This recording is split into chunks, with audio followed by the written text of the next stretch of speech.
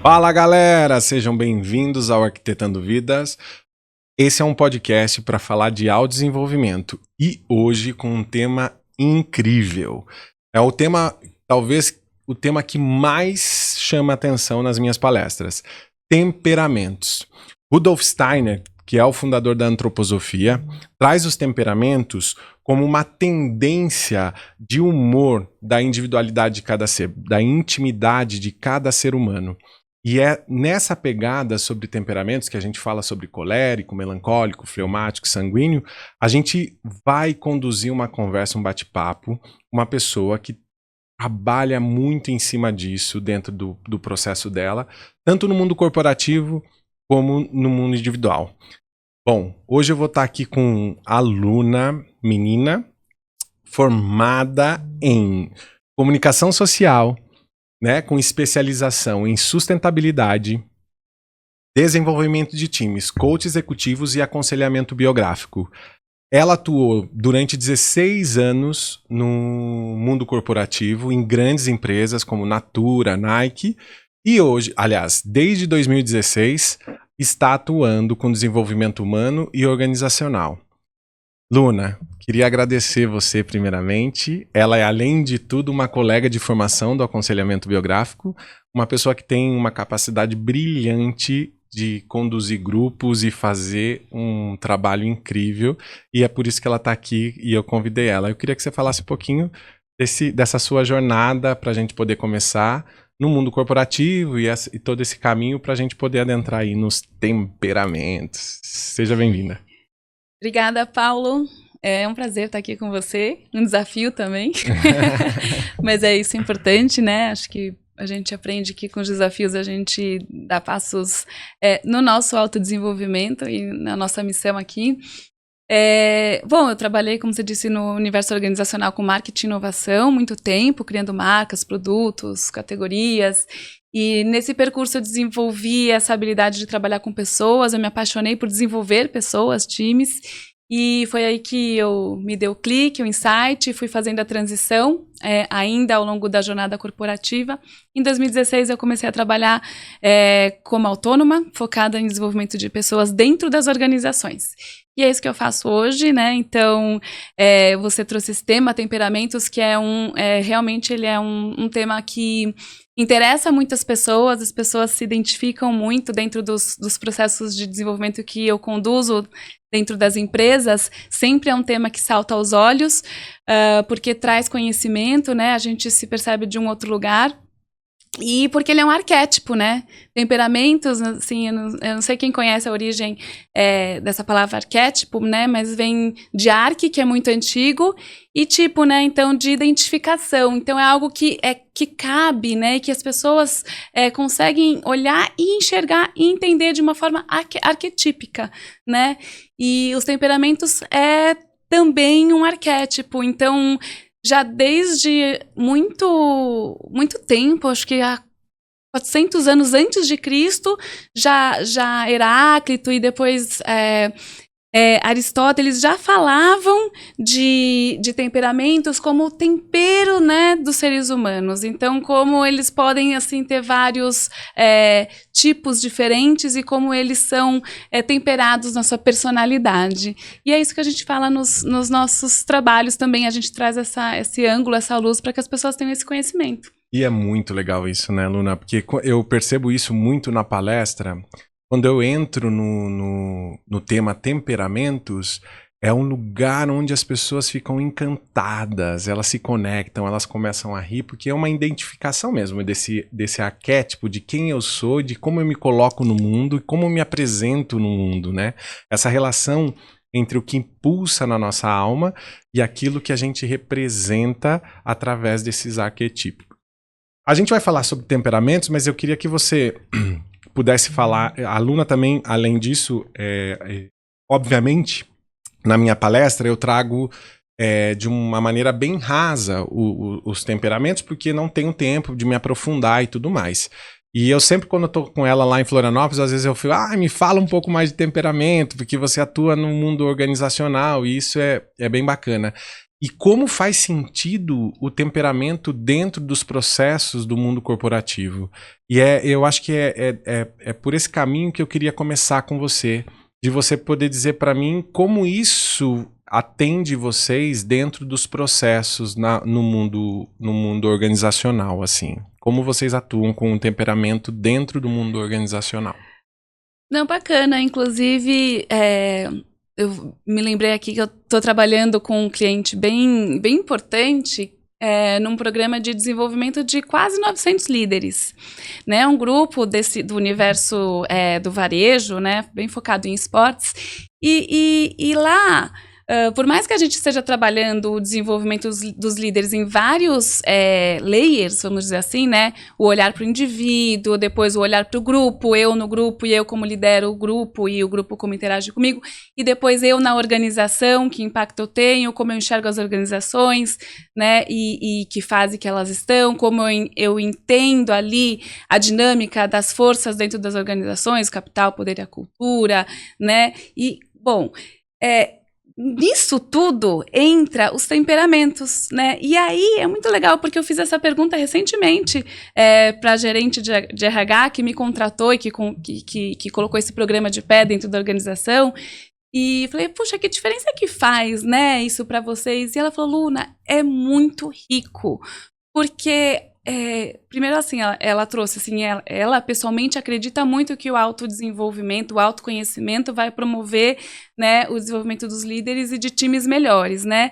E ela falou assim, quando eu trago, né, e implemento um programa e traz essa visão de temperamentos dentro da organização, eu acredito que as pessoas, eu estou paramentalizando as pessoas, trazendo ferramentas para que as pessoas consigam entender como elas atuam, entender como os outros atuam. E mais do que isso, eles trouxeram para mim, e isso foi uma outra pessoa que trabalha com ela que disse para mim, eu enxergo como um desenvolvimento e um trabalho de diversidade dentro da organização, né? Assim, Uau, hoje tanto se legal. fala de inclusão, sim, né? Sim.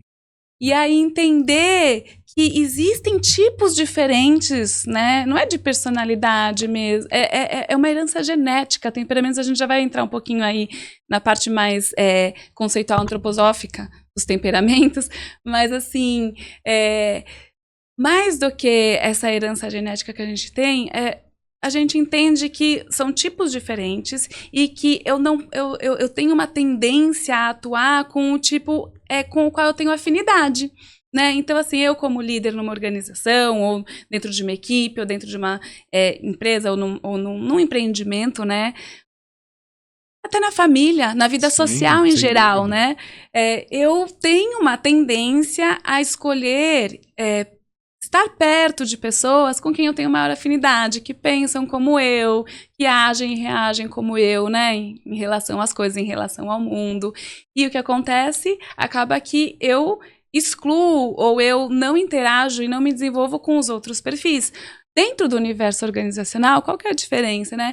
É que isso vai impactar no estilo, né, do time. Então, de repente, se eu tenho um perfil que é colérico, o líder, e ele escolhe, né, um time com um perfil mais colérico, todo esse time vai bater numa toada, sim, de entrega, de bater resultados, mas talvez com pouca percepção do outro, pouca percepção ou empatia, né, em relação a outras questões, né, mais relacionais, talvez, em detrimento do resultado. E aí eu posso ter um time que pode ser comparado a uma tropa. Sim, né? Sem dúvida. E aí, se esse líder não tem essa autoconsciência, ele vai fazer o quê? Ele vai construir, por exemplo, os times por afinidade, e não pensando na diversidade só pela inclusão, mas pensando na diversidade pelo lugar da inovação.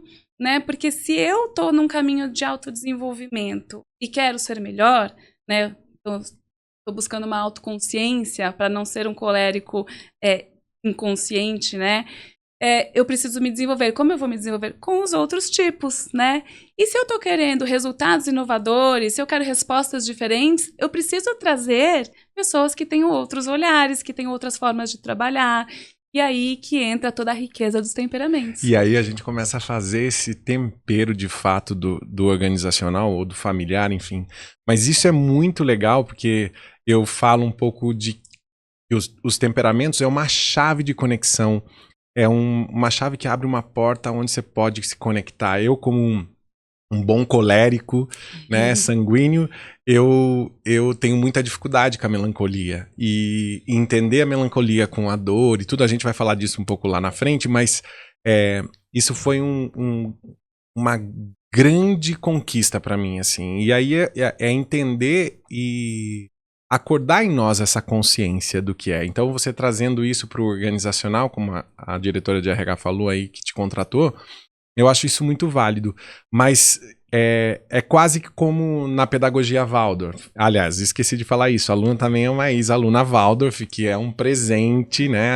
Para quem não conhece, a pedagogia Waldorf é a pedagogia antroposófica, a linha da qual nós dois atuamos, né? A base dos nossos estudos, da nossa formação é a antroposofia, e a pedagogia Waldorf é considerada pela Unesco a pedagogia que pode salvar o mundo.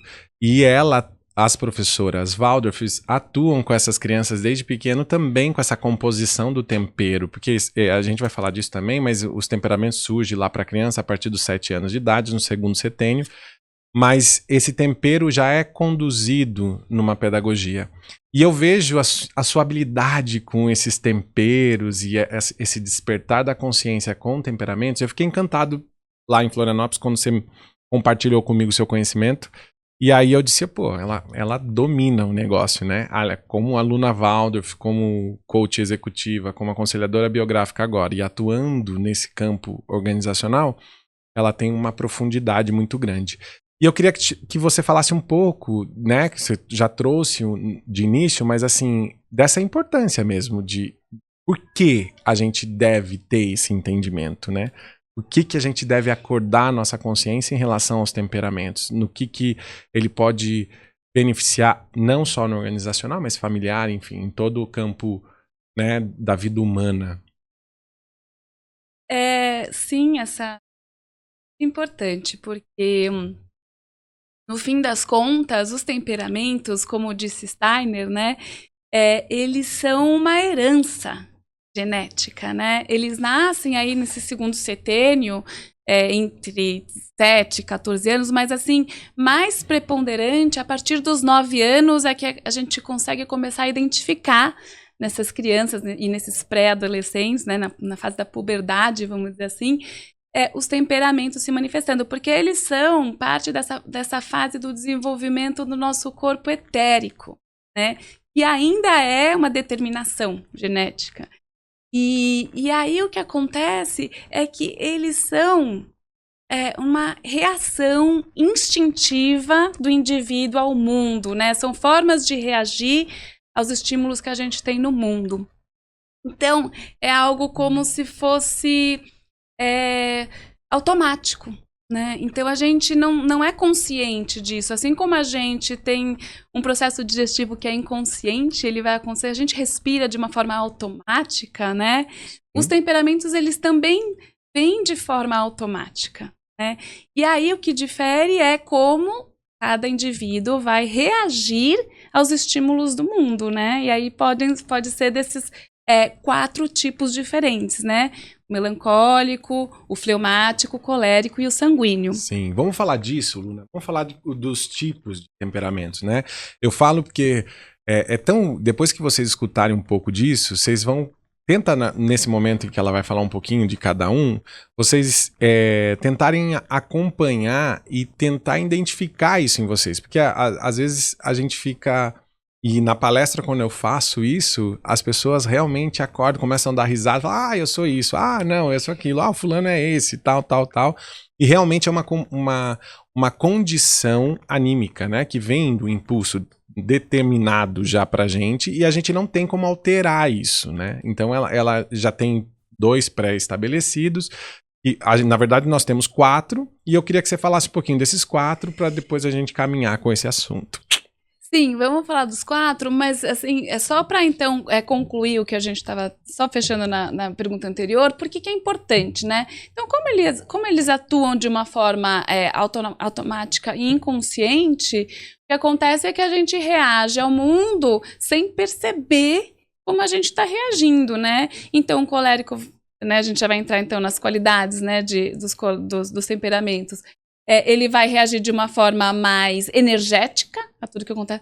E o fleumático de uma forma muito mais calma, muito mais passiva, né? Então, por que é importante? Para que a gente consiga promover dentro de todas as nossas relações sociais, seja né, na família, seja na empresa onde a gente trabalha, de uma forma mais consciente, perceber que como a gente conduz as nossas atitudes com mais escolha, né? Mais para frente, dentro da antroposofia, a gente vai ver que a gente é influenciado por outras forças, né? Então, as qualidades planetárias, né, que vão constituir as nossas atitudes anímicas, já nascem aí no terceiro setênio, dos 14 aos 21, e já são mais um tempero, mas já são mais conscientes, né? Sim. Então, para falar do desenvolvimento dos temperamentos, é importante, então, a gente entender que eles são automáticos. 2, para a gente desenvolver eles lá na segunda infância, isso é muito cuidado pelos nossos cuidadores, né? Então, é olhado pelas professoras Waldorf, pelos professores de outras matérias, pelos terapeutas. E eles vão fazer como? Eles vão juntar as crianças dos mesmos temperamentos para que eles possam interagir num grupo onde eles estejam parecidos, e aí, como eles não se ressaltam pelo temperamento principal, eles vão acabar se destacando por outras qualidades que não é o seu temperamento principal. E isso que você está falando, Luna, funciona quase que como um instrumento de desenvolvimento também, porque eu, como colérico, atuando do lado de um melancólico ou de um fleuma, eu tenho uma tendência a atropelar esse ser humano, né? De passar por cima inconscientemente, ir lá e fazer a coisa acontecer de maneira do meu tempo, da forma que eu me expresso no mundo.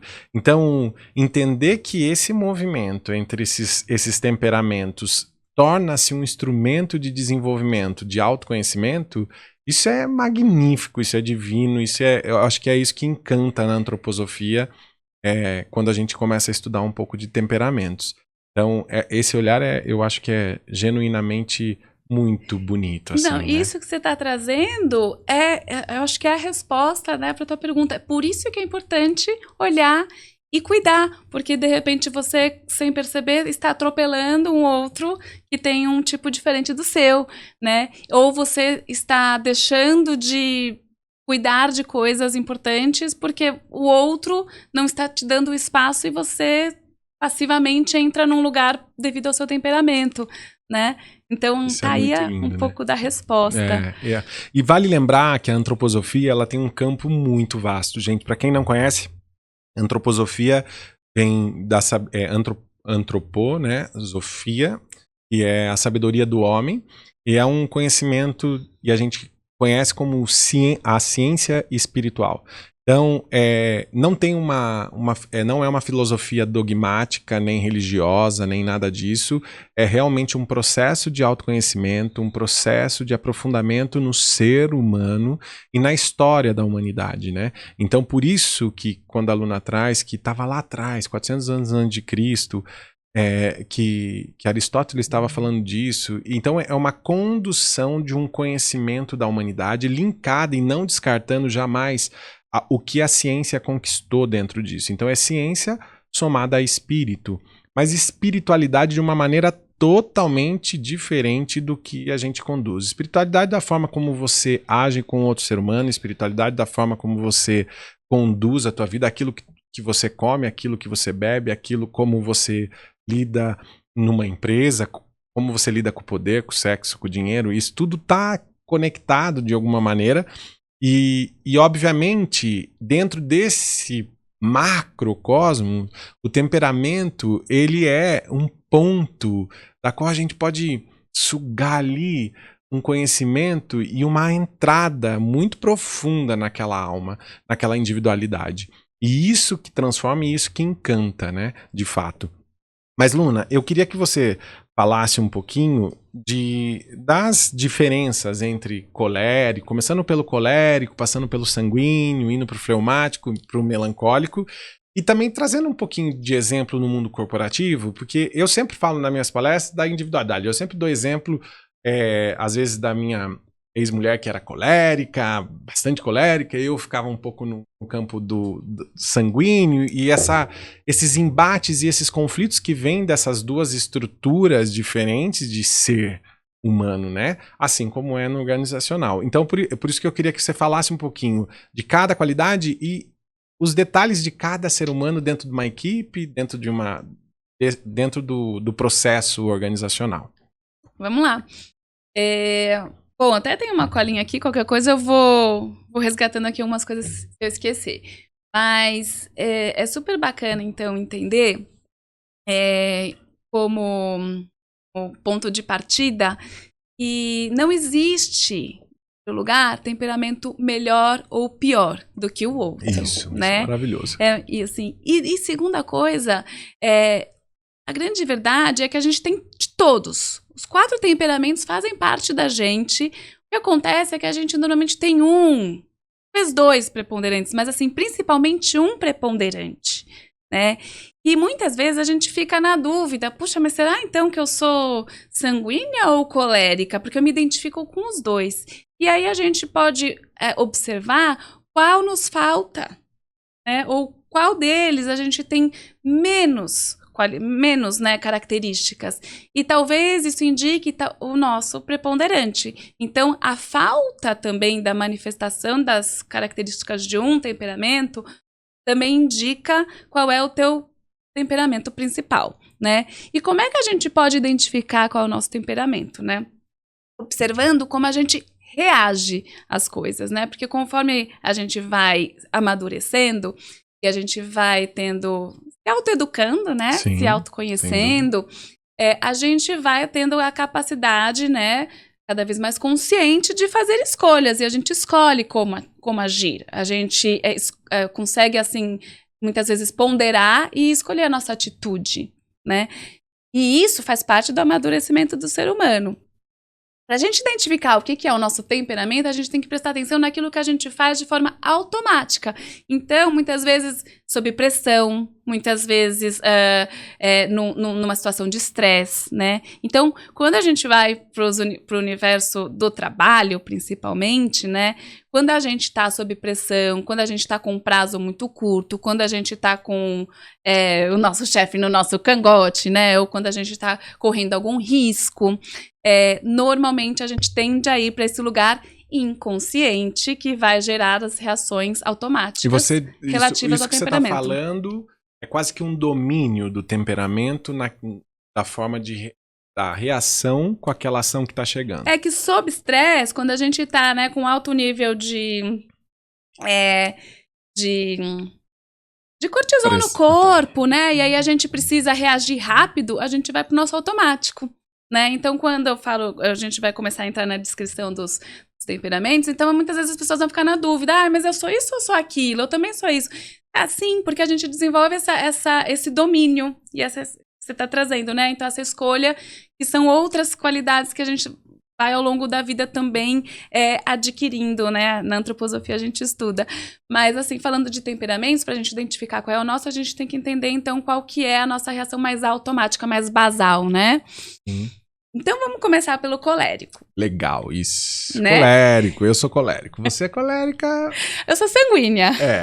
Mas tem um pouco de colérico. Eu tenho bastante de colérico, mas assim, a grande verdade, né, que quando a gente vai se autoconhecendo, eu fui percebendo que eu tenho mais das qualidades marcianas, né, então, do planeta Marte, né, que vem a partir dos 14 anos aí um input de qualidades anímicas, né, que são as qualidades planetárias, e elas me trazem muitas características que se parecem com a de um colérico, tá? Sim. Mas a minha atitude irracional, vamos dizer assim, sem controle, é sanguínea. Tá, né? Legal.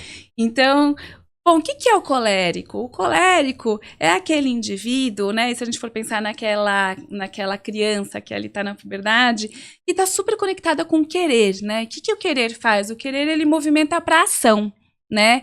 Então, ele é muito realizador. E os coléricos são grandes empreendedores, gente. Olha o exemplo. Olha o exemplo do Paulo.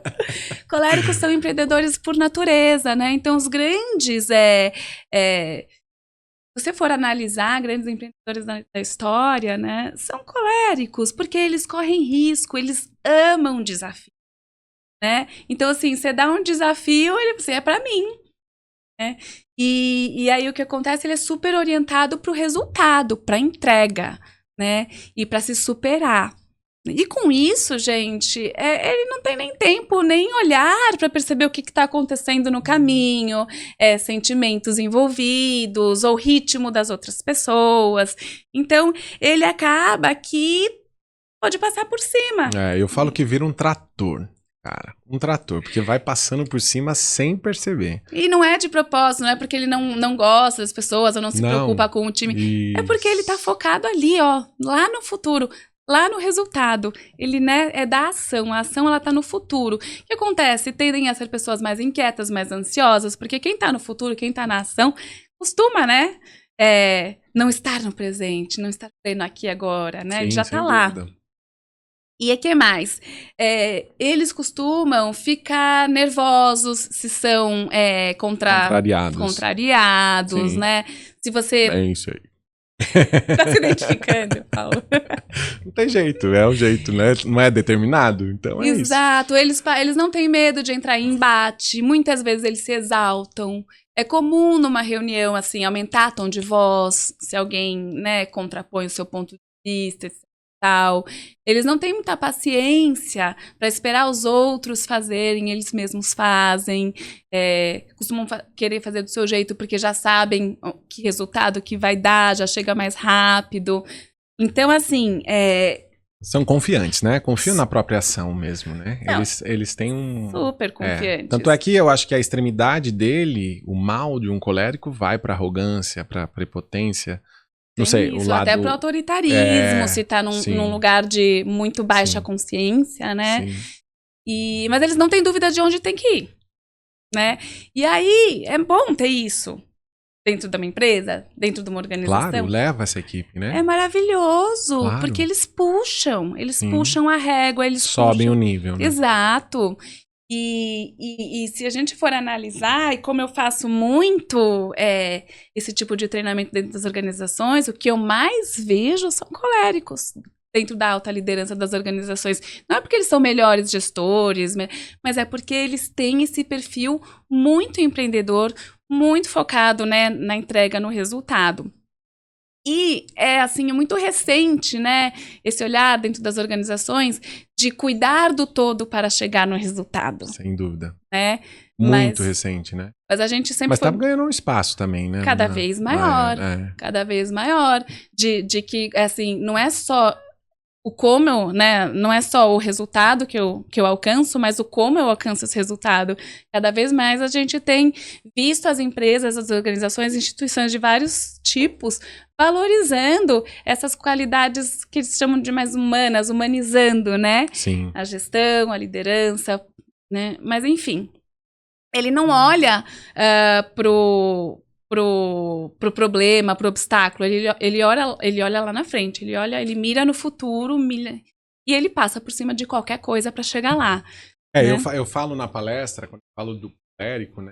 O elemento do colérico é o fogo, então você imagina, o fogo ele pode tomar uma proporção de devastar tudo que está pela frente. Uhum. E um grande exemplo que eu trago de referência da história da humanidade, você até colocou na tua cola, que é Napoleão Bonaparte, né? Alexandre o Grande, esses são coléricos, assim, que realmente vão conquistando lugares e espaços e quase que numa marcha de atropelo mesmo, né? Eu domino tudo, eu levo esse mundo adiante e levo o mundo para o novo. Né, para algo que está lá no futuro. Eles carregam, né? Eles puxam todo mundo. Puxam. Então, quando a gente começa a se aprofundar em temperamentos, por isso que eu amo a antroposofia, porque ela me traz um conteúdo de sabedoria muito grande. Eu tô reafirmando isso para pessoal que está nos ouvindo, que a antroposofia é um campo, um leque muito grande. Dentro da antroposofia existe economia antroposófica, arquitetura antroposófica, medicina antroposófica, pedagogia antroposófica, farmacologia antroposófica, né? Existe um campo vasto de todas as áreas que hoje a gente tem como a atuação humana, a antroposofia. E com um olhar genuíno para o ser, né? De como conduzir.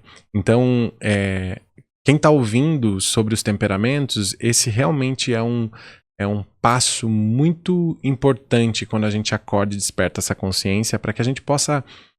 Eu, enquanto colérico, eu vejo o meu grande desafio de me ponderar a partir do momento em que aquela ação vem para minha reação, como ela vai ser impressa no mundo e como eu vou conseguir conduzir isso. E somente, obviamente, que a gente tem outras qualidades que vão chegando até os 21 anos aí, mas eu falo que essa consciência me clareou, pus luz na parte mais sombria do colérico.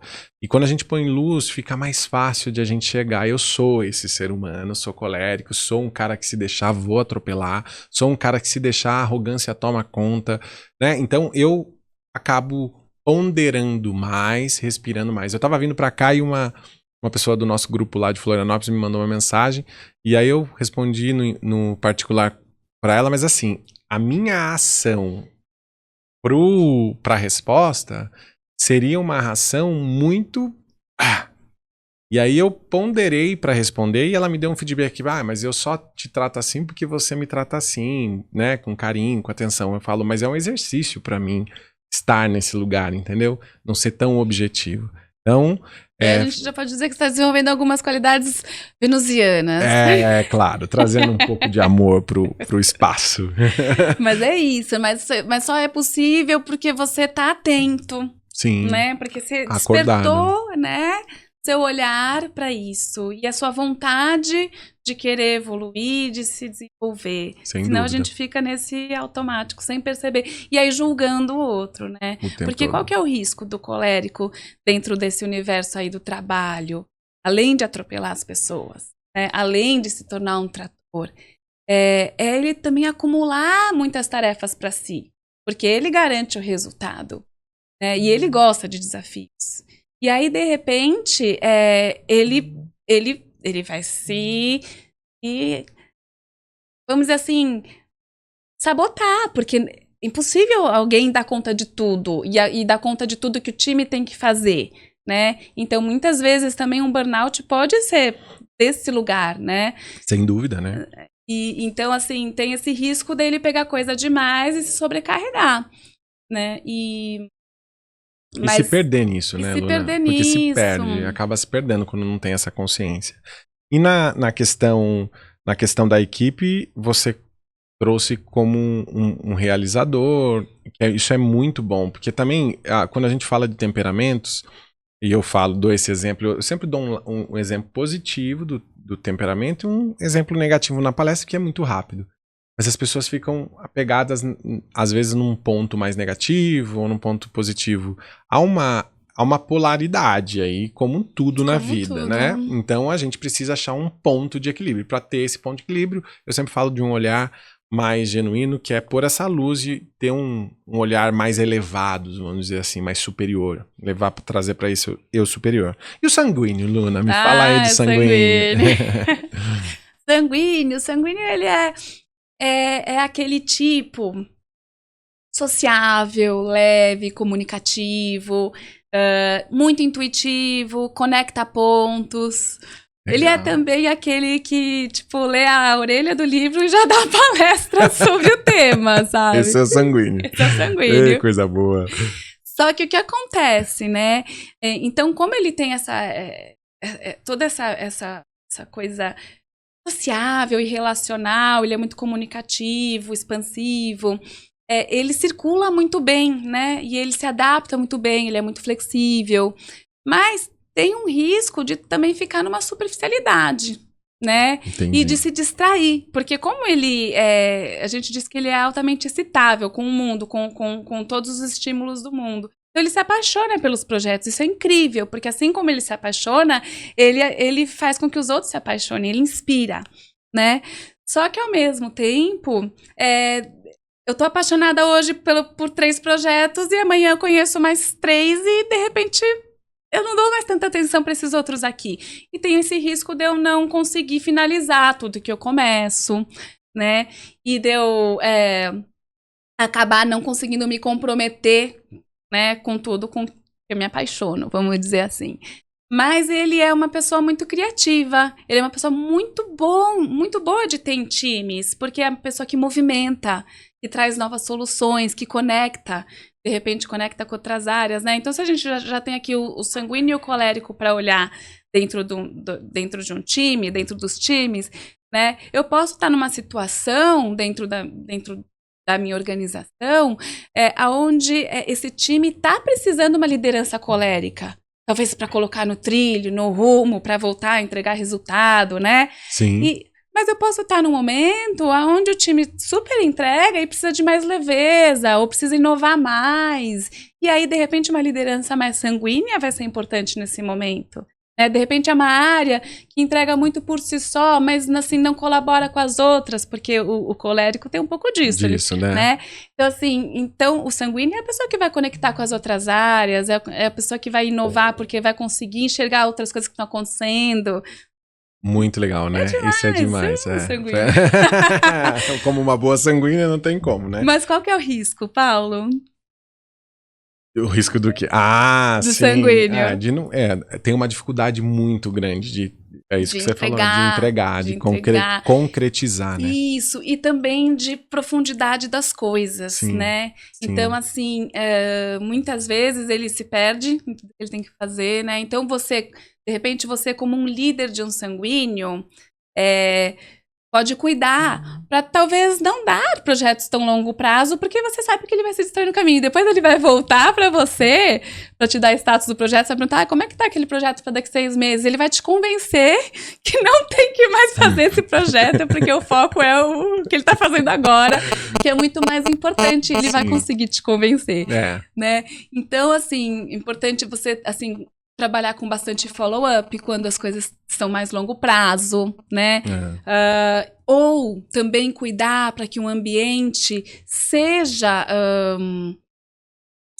divertido, atrativo, que as tarefas, elas, assim, sejam... Quase que lúdicas, né? Uma coisa exato, fora da terra. Para manter ele interessado no projeto ou nos projetos. Você sabe que na palestra eu falo do sanguíneo também, falo disso, né? Falo desse lugar de estar fora da terra mesmo, né? Como o elemento é o ar, né? Esse é um ser que tem uma dificuldade de concretização, de estar na terra. E aí a antroposofia também traz a questão nutricional de o que a gente pode ingerir de alimento para ajudar a cada temperamento, né? O colérico precisa eu tô com uma informação aqui para vocês ficarem curiosos mais, porque aqui é só uma pincelada dessa profunda arte de conhecimento, né? Mas a gente pode trazer algo debaixo da terra, que nasça embaixo da terra, né? Então, beterraba, cenoura, as raízes que tragam raiz para esse ser. Luna, me fala aí agora do fleumático. Vamos lá. O fleumático, como é que é o fleumático, né? O que é fleuma? Né? Essa coisa do ritmo, né? Do fluido. Qual que é o elemento? Água. Então, é a água. A água, ela passa por tudo. Ela sempre acha um caminho. Então, os fleumáticos são muito resistentes. São muito determinados, persistentes. Muito confiáveis. Né? E eu gosto dessa alusão, né? À nação, né? Qual que é o país que, assim, mais fleumático que tem?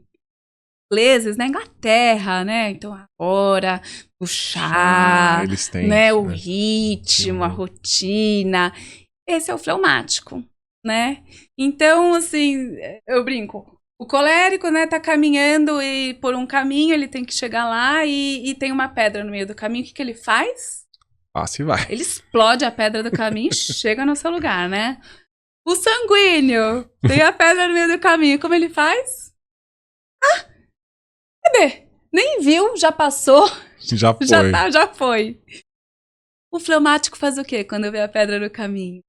Para, olha, senta na pedra, faz uma pausa, toma um lanchinho, recupera, continua seu caminho, né?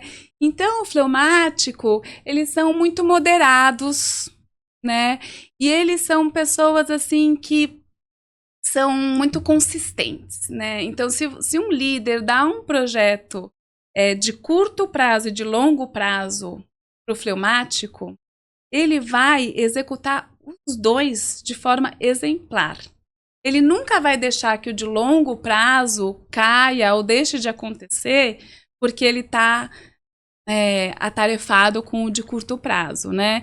Então ele vai, se você dá o desafio de puxa, eu preciso que o meu liderado se prepare para assumir uma operação na Holanda daqui a 1 ano. Ele vai, se você dá para um fleumático e ele não fala holandês, ele vai todos os dias estudar 1 hora por dia, aprender esse idioma e vai chegar lá falando holandês. Massa. Enquanto o sanguíneo vai lembrar que tem que aprender alguma coisa na última semana e vai falar, me viro na hora, chega falando inglês, usa o Google e Translator e tá tudo certo, né? Então, assim, essa é a pessoa muito confiável, que cuida do ritmo, muito empática, que cuida, diplomático que acolhe, mesmo, né? Diplomático, moderado, acolhe as pessoas, são ótimos mediadores, por exemplo.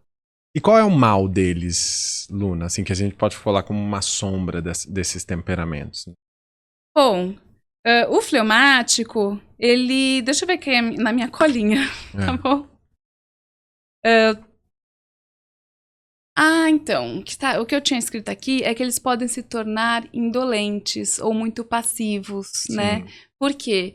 Porque o que acontece é que ele fica muito preso no ritmo, na rotina, no que é cômodo.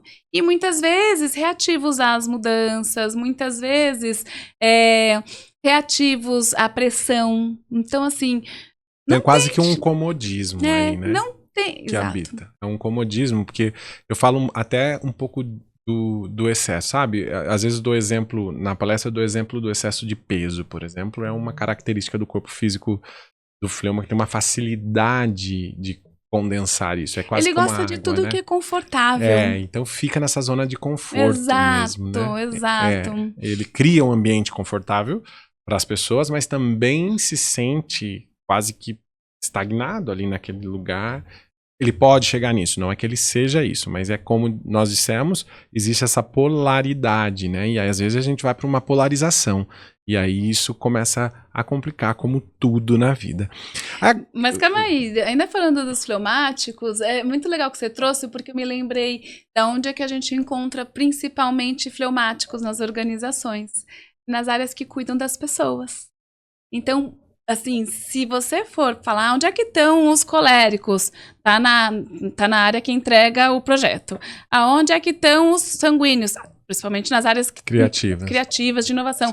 Onde estão os fleumáticos? Nas áreas que cuidam das pessoas. RH. Então, RH é onde vai ter mais fleumático. Não necessariamente não tem colérico, tem sanguíneo, tem, mas fleumáticos, porque é da sua natureza cuidar. Sim. Não só do seu próprio conforto, mas para que os outros também estejam bem. Confortáveis, né? De fato. E aí tem um risco muito grande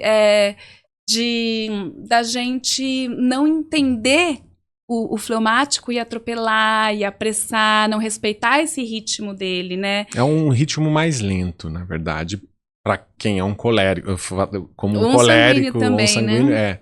É um ritmo um pouco mais pausado, eu acho. É um ritmo mais lento, mas que não para, né? Conhece aquela tem parábola né? da lebre e da tartaruga?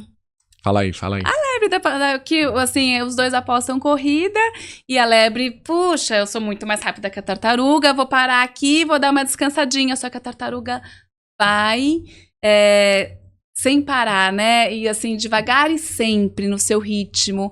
E a lebre perde o timing, cochila, e a tartaruga chega antes que a lebre, porque ela vai estar sempre comprometida ali com a sua missão. né? E vai sempre estar, assim, nos seus pequenos passos, né? Sem parar, com muita resiliência, vai chegar no seu resultado, por mais difícil que ele seja. Então, isso é uma qualidade muito Não, é importante. precioso, assim. Dentro da equipe também muito imprescindível, mas o colérico, né? sanguíneo, tem que tomar cuidado para Não não atropelar, respeitar de esse fato. ritmo. E vamos falar, não mais nem menos, do melancólico. Eu falo sempre na palestra que o melancólico é aquele vizinho que entra dentro do elevador quando tá um dia solarado. E aí você fala, olha que dia lindo, bom dia, tudo bem? Nossa, né, vizinho, que dia lindo, não sei o quê, esse final de semana vai ficar só. Aí ele fala, não, acabei de assistir no jornal que vai cair uma tempestade no final do dia. É incrível como o melancólico tem essa força, né, e essa predisposição para aquilo que a terra, que seja arrastado e nada mais, nada menos, o elemento dele, terra. Vamos falar um pouquinho dele, fala aí, Luna. Vamos, então esse é o melancólico, ele é profundo, né, já que a gente tá falando de profundo, tem raízes, né, ele busca a essência das coisas, né, então são grandes estudiosos, são grandes pesquisadores, né, eles vão muito bem, né, então na sua função social dentro da sociedade, quando a gente fala de profissional, vão muito bem como pesquisadores, como analistas, né, são muito analíticos, né, escritores, e assim, filósofos, né, mestres, e são grandes, assim, mas eles têm essa coisa do tipo, é tudo mais pesado, né, até o seu corpo também parece que puxa para baixo, né, o nariz aponta para baixo, costumam ser mais longilíneos, mas vão se curvando, porque parece que tem um peso da gravidade que puxa, e desse lugar é muito legal, porque eles trazem uma coisa de tranquilidade, de certeza, né? É muito, imponderável. É uma coisa muito certa mesmo. É muito certa, né? Então, se ele te dá uma resposta, não tenha dúvidas do que ele tá te falando, porque ele pesquisou, porque ele leu, porque ele sabe do que ele tá falando. Do sanguíneo você pode já duvidar. ter algumas dúvidas, vale você pesquisar algumas fontes, né? Mas então, por isso, por exemplo, é uma ótima parceria.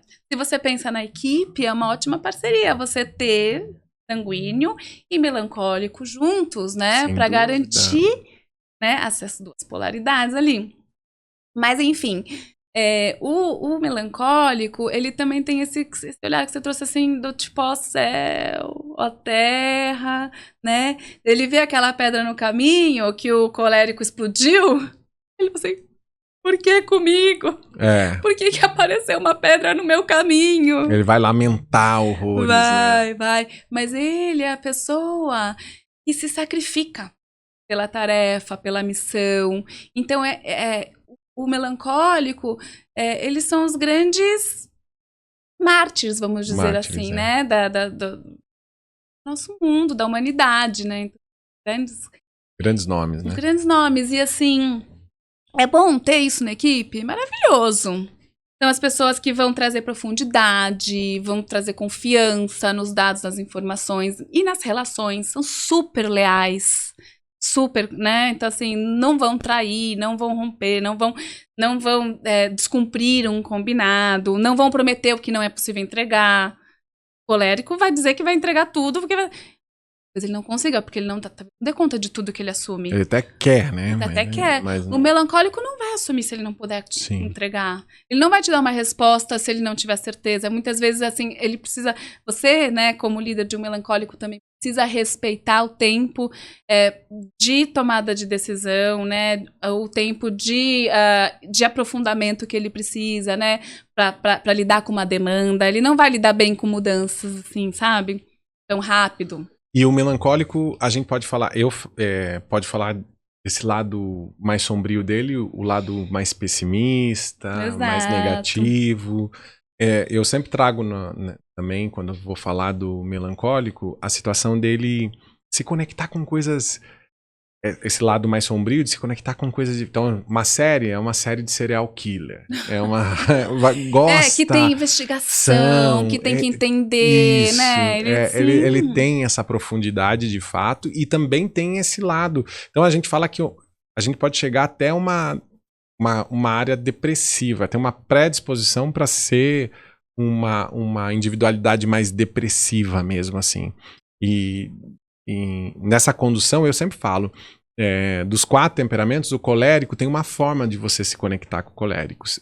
Veracidade.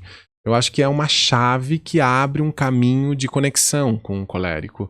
O sanguíneo já é no amor, assim, uma amorosidade, você construir algo, né? Eu falo sempre para a equipe de venda, que assim, vai vender, cria o cenário pro sanguíneo. O sanguíneo gosta de, né? Você vai comprar lá uma cama, vai decorar, comprar um quadro.